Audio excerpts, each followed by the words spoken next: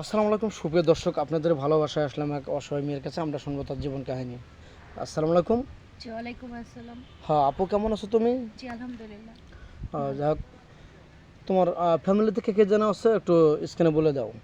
আমার ফ্যামিলিতে বোন আছে, ভাগ্নি আছে, দুলাভাই আছে, এই তো বাপ আর মা কেউ তো নাই। নেই? না, না, না। তোমার নামটা একবার বলো তো। আমার নাম সাথী আক্তার। সাথী আক্তার।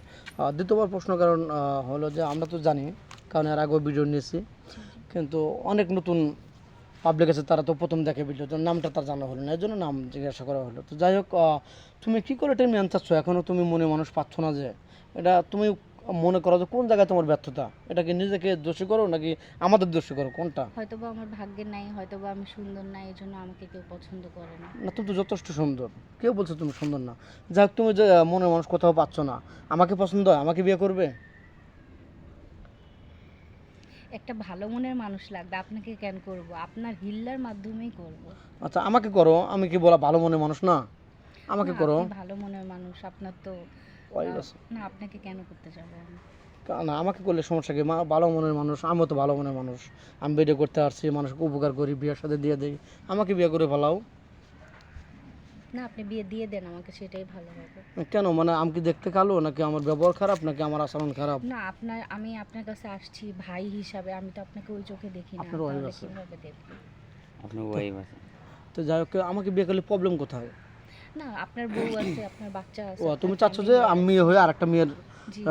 সংসারে আমি অশান্তি লাগাতে চাই না, এটাই তো? হ্যাঁ। অনেক ভালো কথা বলছো, আমি এটুকুই শোনার জন্য আশা করে আছি।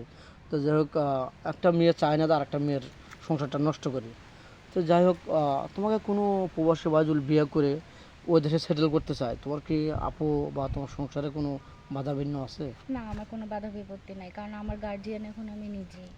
তোমার কি এই কষ্টের জীবনে যেমন বাপ মা নাই, এর ভিতর কি আরও কোনো কষ্ট জড়িত আছে, বা কোনো কষ্ট জীবনে পেয়েছো? তোমার কি কোথাও থেকে দেখতে আসছিল বিয়া ঠিক হয়েছে, এরকম কোনো কিছু আছে না, ঘটনা? কোথা থেকে দেখলে ওখানে বলে যৌতুকের জন্য যে আপনার 2 লাখ টাকা লাগবে বা 1 লাখ টাকা লাগবে, এটা দিতে হবে, সেটা দিতে হবে। এই নিয়ে ফ্যামিলি থেকে কখনো বিয়ে হয় নাই আমার। ও মানে শুধু টাকার পাগল মানুষ? হ্যাঁ।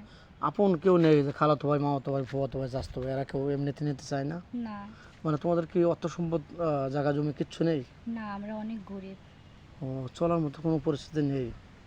যাক, গরিবে আল্লাহ ভালোবাসে, মানুষও ভালোবাসবেন, দেখবেন নিশ্চয়ই তুমি একদিন সারা পাবে, আমি আশাবাদী। তো যাই হোক, আমাদের এখানে কোনো মেয়ে এসে অসহায় হয়ে ফিরে যাবে বা ফিরে যায় এরকম রেকর্ড নেই। আমরা যে কোনো একটা উপায় করে দেবো ইনশাল্লাহ। আমাদের ভিডিওর মাধ্যমে তোমার একটা ঠাঁই হবে। দেশ প্রবাস থেকে দেখছে ভিডিও।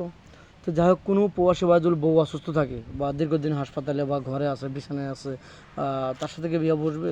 হ্যাঁ, কেন বসবো না? বসবে না? জি।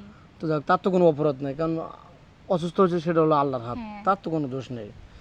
যাই হোক, এখন তুমি নরম সুরে বলছো, খুব কোকিলের মতো কথা বলছো, বা খুব কষ্টের জন্য আসো, বা যে কোনো ইয়েতে আমাদের কষ্টের পরেই কিন্তু আমাদের ভিডিওতে আসছো। এখন তুমি মায়ের সুরে বলতেছো, তখন তো আবার ছেলেটাকে কষ্ট দেবে না? না, এখানে কষ্ট দেওয়ার কি আছে? যে আমাকে দেখে রাখবে, আমি তো তাকেও দেখে রাখবো না? যাই হোক, তোমার তো ফোন নাম্বার নেই, বারবার এক কথা বলে তো আমাকে কষ্ট দিতে চাই না। মেয়েটার কোনো ফোন নেই, আগেও বলা আছে। মেয়েটার কোনো ফোন নেই, কেউ ভিডিও কল দেবেন না, অডিও কল দেবেন। ভিডিও কল দিলে ব্লক করতে বাধ্য হবো। সুস্থ থাকবেন, ভালো থাকবেন, এই বলে শেষ করে দিচ্ছে। আল্লাহ হাফেজ।